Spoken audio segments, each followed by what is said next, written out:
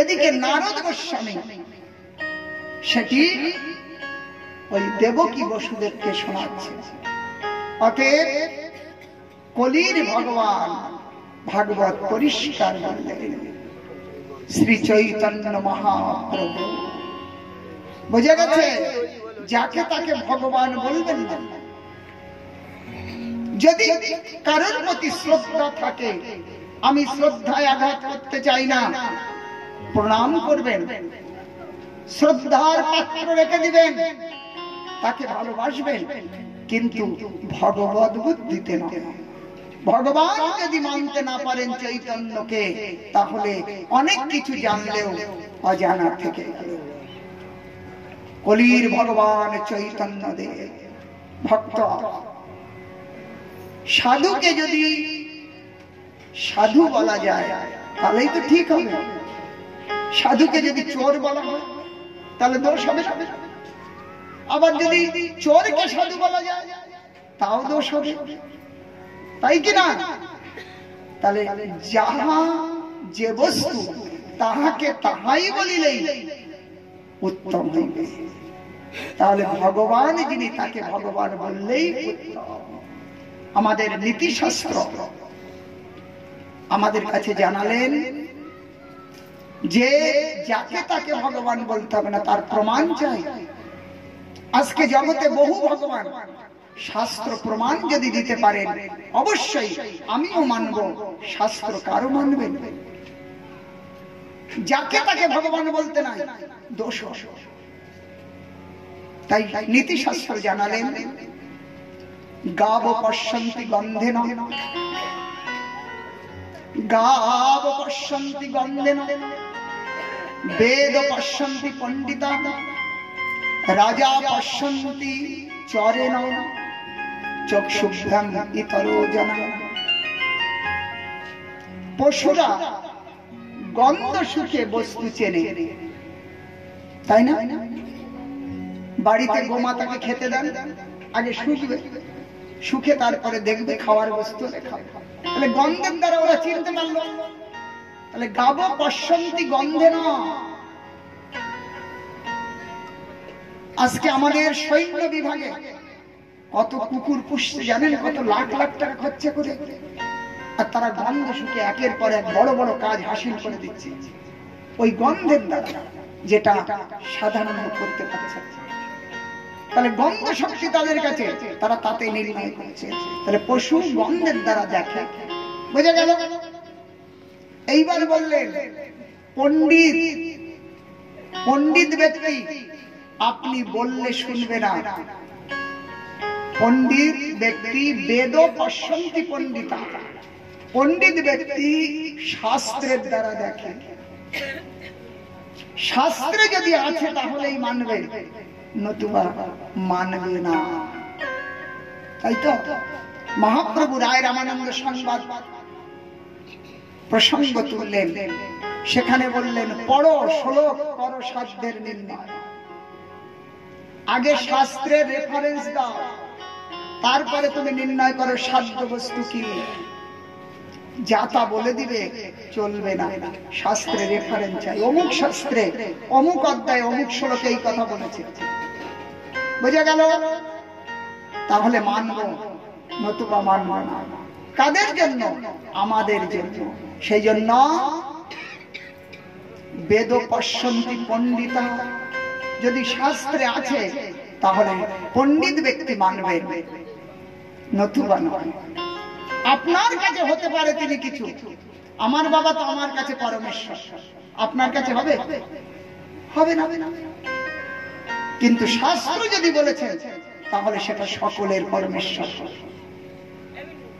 তৃতীয় বললেন রাজা নৃপ পশ্যন্তি চরেণ, রাজার অনুচরগণ যে রিপোর্ট এনে দেবে সেই রিপোর্ট দেখে রাজা নির্ণয় নেবে। রাজা ঘরে ঘরে যেয়ে দেখবে না, যে রিপোর্ট আসবে সেই রিপোর্ট দেখবে। আর চক্ষুভ্যাম ইতর জনা, আমরা সবাই চোখ দিয়ে দেখি। সেই জন্য আমরা বলে থাকি ভগবানকে দেখেছেন, এতদিন তো ভজন করছে, ভগবানকে দেখেছেন? আমরা তর্ক করি কিনা? প্রভুপাদকে জিজ্ঞাসা করলেন, আপনি ভগবান দেখাতে পারবেন? ভগবানকে আপনি দেখাতে পারবেন? সেই জনৈক ভদ্রলোককে প্রভুপাদ বললেন, নিশ্চয়ই দেখাবো, বসুন। প্রভুপাদ একটি তেলেগু ভাষার পেপার এনে তাকে দিলেন, বললেন, আপনি এটা একটু পড়ে আমাকে শোনান না। সে তখন বললেন, আমি তো তেলেগু ভাষা জানি না। প্রভুপাদ বললেন, এটা তো কোনো ভাষা, এর মধ্যেও কিছু তো লেখা আছে, তাহলে আপনি জানেন না। এইটাকে জানতে হলে আপনাকে অনেক প্রচেষ্টা করতে হবে, ভাষা শিখতে হবে, তারপরে পড়তে পারবেন, আর ওর মধ্যে থেকে হাসি খুশির কথা বুঝতে পারবেন। কত সুখ দুঃখের কথা ওর মধ্যে লেখা আছে, কিছুই বুঝতে পারলেন না। ঠিক তেমনি ভগবানকে জানতে হলে, ভগবানকে দেখতে হলে ভগবানের পথে চলতে হবে। ভগবানের পথে মতে কথায় চলবো না আর বলবো ভগবান আছে, ভগবান পালা, ভগবান কিছু, ভগবানকে দেখতে পাওয়া যায় না। আরে ভাই, চলুন আগে, তারপরে এই ভগবানের সম্বন্ধে কথা বলবে। সেই জন্য ভাগবত আমাদেরকে সাবধান করলেন যে কলির ভগবানকে ভগবান বলে অন্তত প্রণাম করুন। বাড়িতে মহাপ্রভুর একটা ফটো রাখুন। আপনারা বঙ্গবাসী, বাংলার ভূমিতে বাংলা ভাষায় কথা বলেছেন অনন্ত কোটি ব্রহ্মাণ্ড নাথ, যার পাদ পদ্ম ইন্দ্র চন্দ্র বরুণ রুদ্রাদি নিরন্তর সেবা করছেন।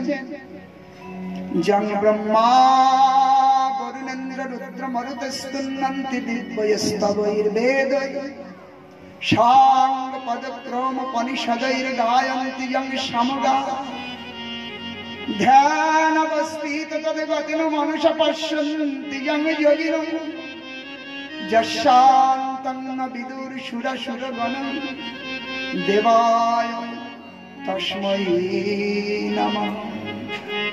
পৃষ্ঠে মন্দ মন্দরগিরি গ্রাবাগ্র কণ্ডুয়না নিদ্রালোকমটকৃতের ভগবতে শাসানীলপান্তব যৎ সংস্কার কলানুবর্তন বসাদ বেলানি বিনম্বসা यातायात मतन्द्रियम जल निधेर नाद्योपि विश्रामति। स्तुति করছেন যাকে আজ তিনি আমাদের বঙ্গভূমিতে জন্ম নিয়েছেন, বাংলা ভাষায় কথা বলেছেন, সমগ্র বিশ্ব যে চৈতন্য নিয়ে উন্মত্ত হয়েছে, আর আমরা বঙ্গবাসী সেই চৈতন্য চিনলাম না। হ্যাঁ, প্রদীপের প্রকাশ হয় কিন্তু নিচেটা অন্ধকার, তাই না? তো সেই রকম যে প্রকাশ অপরকে প্রকাশিত করলো, কিন্তু আমরা সব থেকে কাছে, আমরা সেই প্রকাশে প্রকাশিত, আমরা এদিক থেকে ছুটে যাচ্ছি।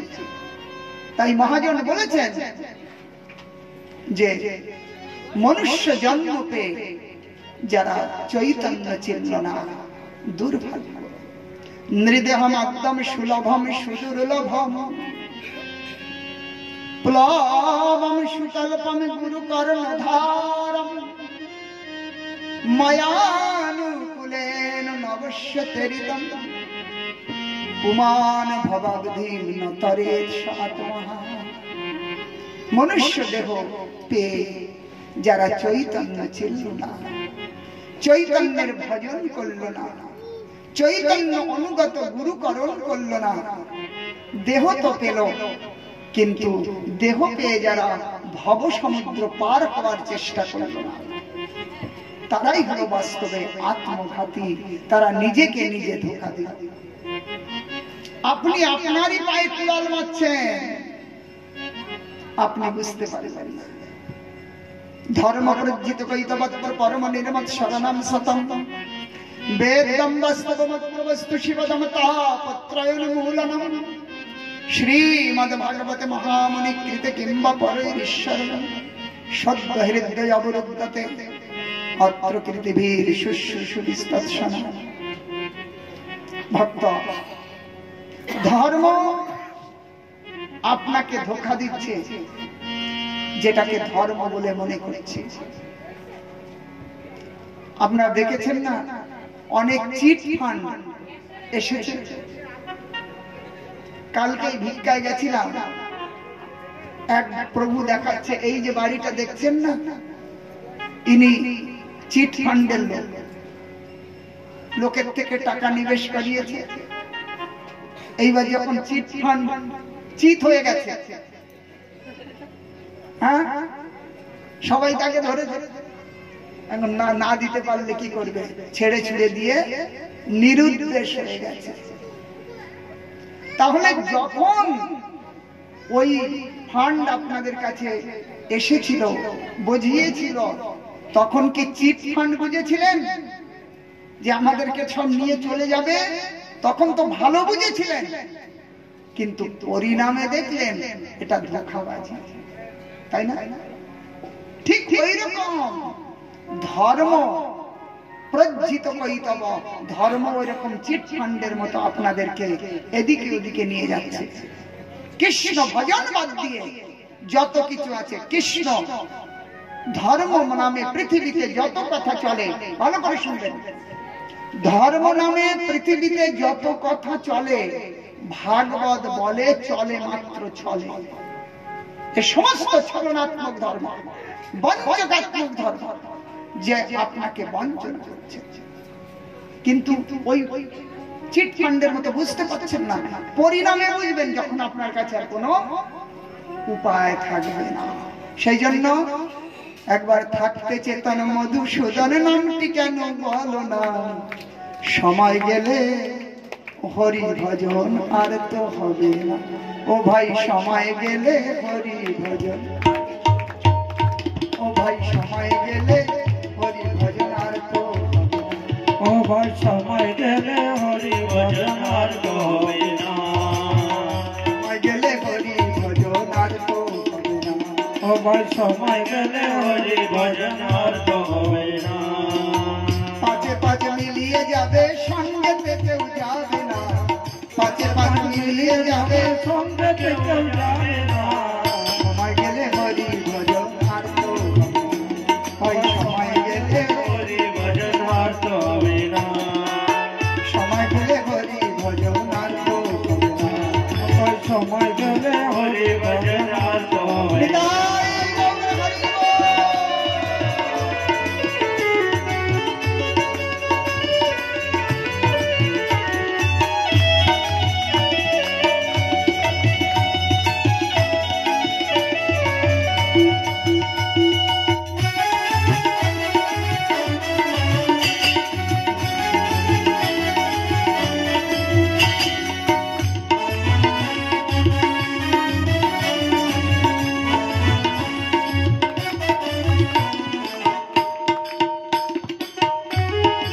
জমের দূত এসে ধরবে রে কষে, মায়ার কান্না কাঁদবে রে তোর জননী বসে। যেদিন জমের দূত এসে ধরবে রে কষে, মায়ার কান্না কাঁদবে রে তোর জননী। যেদিন জমের দূত এসে ধরবে রে কষে, মায়ার কান্না কাঁদবে রে তোর জননী বসে।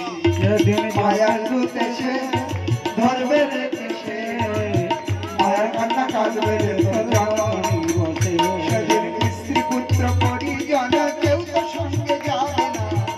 পুত্র পরিজন কেউ তো সঙ্গে যাবে না। স্ত্রী পুত্র পরিবার কেউ তো সঙ্গে যাবে না। পুত্র পরিবার কেউ তো সঙ্গে যাবে না। সময় গেলে হরি ভজন আর তো হবে না। ভাই সময় গেলে হরি ভজন আর তো হবে না। পাঁচে পাঁচ মিলিয়ে যাবে, সঙ্গে কেউ যাবে না। পাঁচে পাঁচ মিলিয়ে যাবে, কেউ তো সঙ্গে যাবে না। সময় গেলে হরি ভজন আর তো হবে না। ও ভাই সময়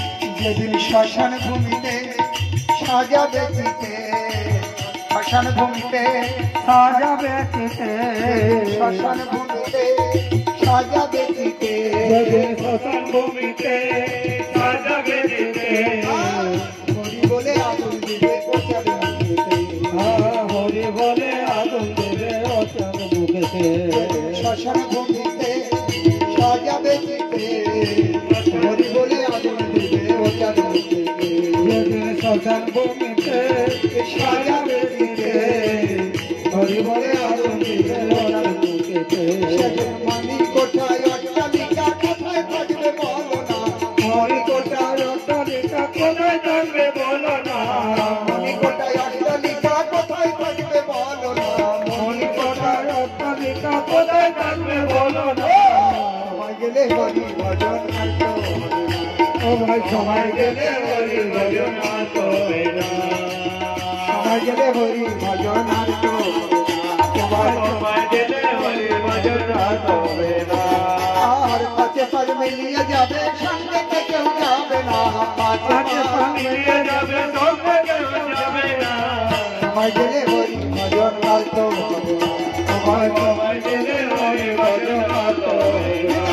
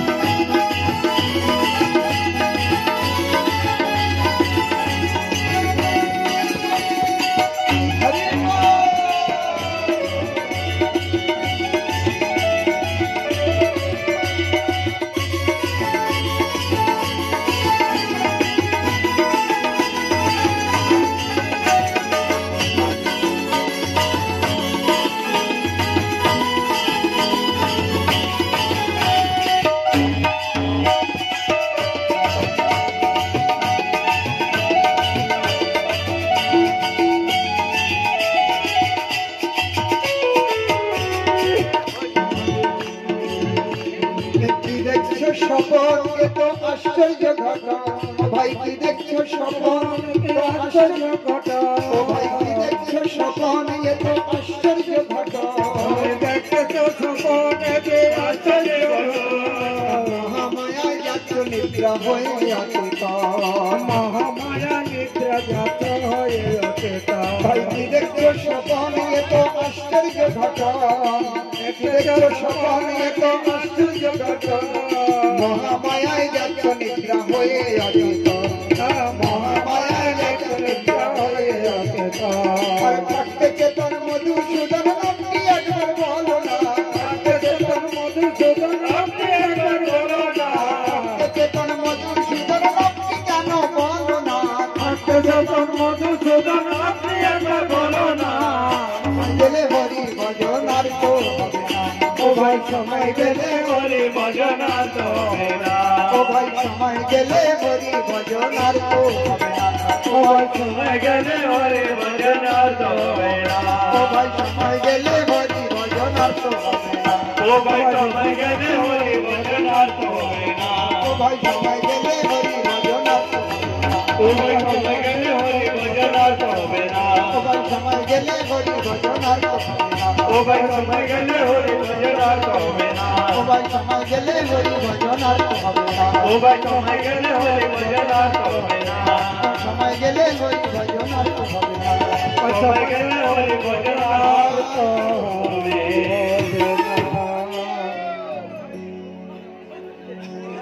ভক্ত ঘড়ির সময় টিকে না, ও বলছে উঠো সময় হয়ে যাচ্ছে, তাই তো সব থেকে মূল্যবান বস্তু কি যদি প্রশ্ন হয়, উত্তর হবে সময়। বুঝে গেল?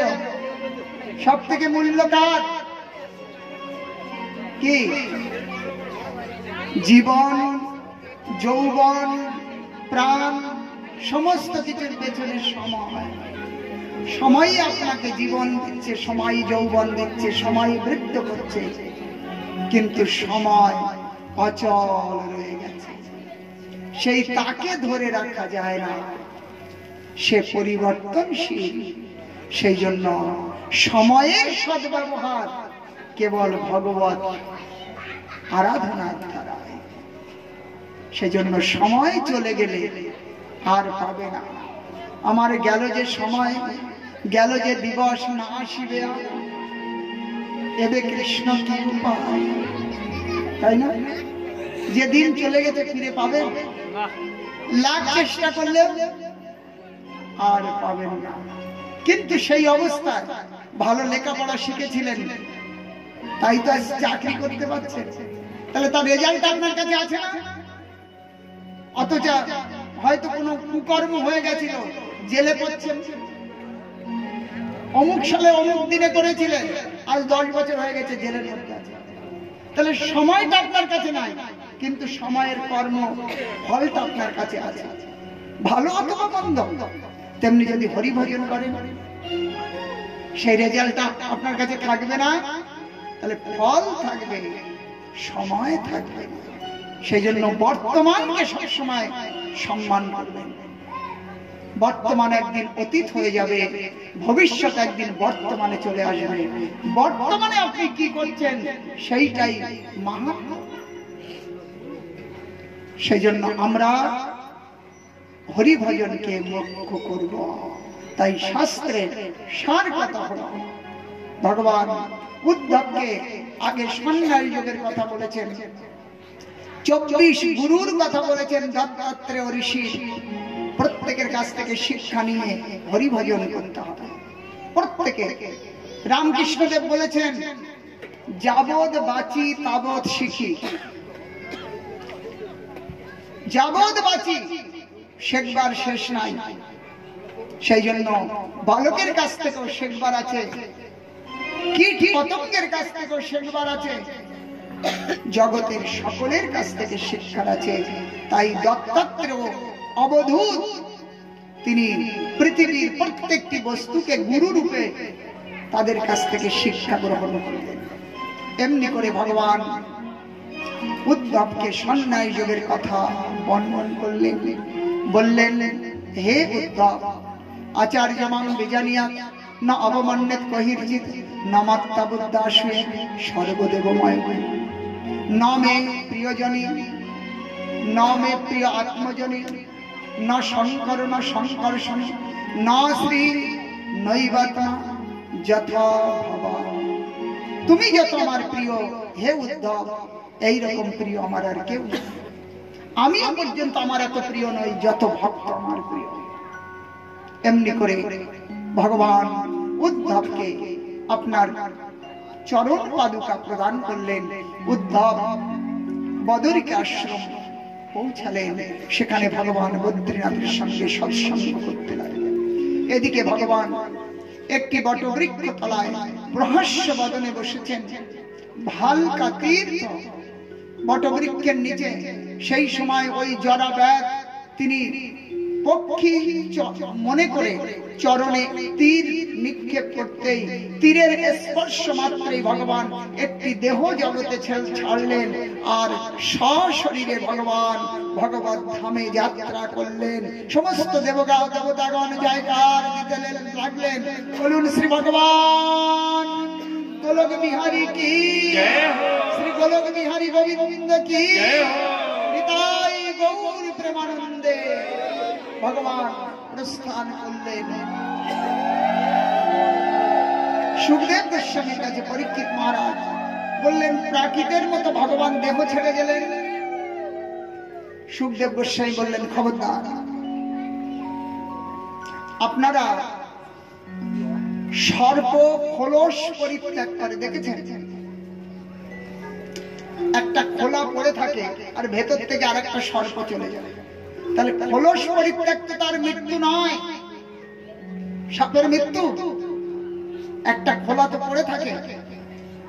তাহলে এইরকম উদাহরণে ভগবানকে বললেন পরীক্ষিত মহারাজকে, যে যদি একটা প্রাকৃত বস্তু একটা দেহ ছেড়ে আর একটা দেহ পরিবর্তন না করেই চলে যেতে পারে। তিনি তো ভগবান, তিনি ওই রকম একটা খোলা ছেড়ে চলে গেলেন, এবং সেটাও কোনো সাধারণ নয়, সেটাও সচ্চিদানন্দ স্বরূপ। সেই যে দেহ ছাড়লেন ভগবান, সেই দেহ জগন্নাথ ক্ষেত্র উড়িষ্যা প্রদেশে, সেখানে নীলমাধব রূপে কন্টিলা নামক জায়গাতে নীলমাধব রূপে প্রকটিত হলেন ওই ভগবানের দেহ, ভগবান নীলমাধব রূপে। অতএব সেই ভগবান প্রস্থান করলেন। সুখদেব গোস্বামী পরীক্ষিত মহারাজকে ভাগবত মহিমা পুনরায় শোনালেন, যে এই ভাগবত শ্রীমদ ভাগবতম পুরাণম অমলম যদ বৈষ্ণবানাম প্রিয়ম যস্মিন পরমহংসস্য মেকম অমলম জ্ঞানম পরম গীয়তে যত্র জ্ঞান বিরাগ ভক্তি সহিতম নৈষ্কর্মমাবিষ্কৃতম তৎশৃণ্বন সুপঠন বিচারণ পরম ভক্তা বিমুচ্যতে। এই ভাগবত শ্রবণ কীর্তনে স্মরণ বন্ধনের দ্বারা জীবের যে অলৌকিক ফল লাভ হবে তাতে কোনো সন্দেহ নাই, জীব পরম গতি লাভ করবে। অতএব নিম্নগা যথা গঙ্গা, দেবানাম অচ্যুতৌ যথা, বৈষ্ণবানাম যথা শম্ভু, পুরাণানাম ইদং তথা। খুব স্তুতি করলেন, আজ ভগবানের মহিমা গাইলেন। পরীক্ষিত সুখদেব গোস্বামীকে প্রণাম করতে সুখদেব গোস্বামী অন্তর্হিত হলেন। পরীক্ষিতের মা উত্তরা দেবী, তিনি ছুটতে ছুটতে আসলেন। ওই বিরাট মনীষী সমাজের মধ্যে স্ত্রীর কোনো প্রবেশ নেই। তাই পরীক্ষিতের মায়ের কাছে পরীক্ষিত কে জিজ্ঞাসা করলেন যে, পুত্র, এই মহামুনি সুখদেব তোমাকে যে উপদেশ করেছেন তার সার কথা আমাকে বলুন। সুখদেব বর্ণিত সার কথা পরীক্ষিত মহারাজ তার মা উত্তরা দেবীকে সার কথা শোনালেন।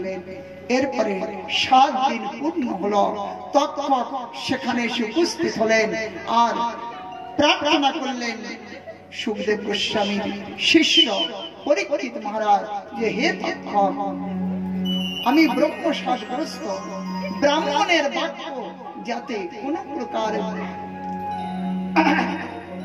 সংকল্প চূর্ণিত না হয় তার জন্য আপনি আসুন এবং যথেচ্ছ আমাকে দংশন করুন।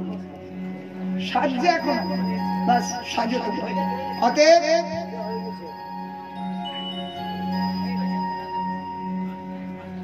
পরীক্ষিত মহারাজ প্রার্থনা করলেন যে, আমি আমার মন কৃষ্ণ পাদ পদ্মে অর্পণ করেছি, অতএব এই দেহ গেহ কলত্রাদি কিচ্ছুর প্রতি আমার কোন প্রকার আসক্তি নাই, আমাকে দংশন করুন।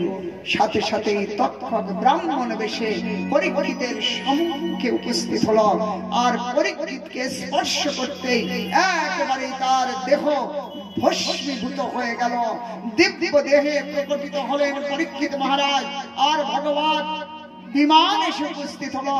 বিমানে পরীক্ষিত মহারাজ এবং উত্তরা দেবী ভগবত কীর্তন করতে করতে ভগবত ধাম যাত্রা করলেন। ভগবান শ্রী ভাগবত ভগবান কি, শ্রী সুখদেব মহারাজ কি, পরীক্ষিত মহারাজ কি, বেদব্যাস জি কি, জয় জয় শ্রী রাধে। আমরা এখন একটু দেরি হবে সামান্য। আজকে আমাদের সুদমা চরিত্র ভাগবতে যে বর্ণনা আছে সেটা আপনারা প্রত্যক্ষ দর্শন করবেন। 7 দিন যাব আমরা ভগবানের কথা শুনলাম। শোনা যদি শোনা পর্যন্ত হয়েছে তার কোনো ফল বেশি হবে না। যদি শোনা আচরণের মধ্যে প্রবেশ করে তাহলেই লাভ হবে। সেই জন্য আপনারা শুনলেন, হরিভজন করতে হবে। আমি আশা করব আপনারা যা আজকে ছিলেন তার থেকে কালকে একটু পরিবর্তন করে ফেলবেন। সময় পরিবর্তন হচ্ছে, আপনার বয়স পরিবর্তন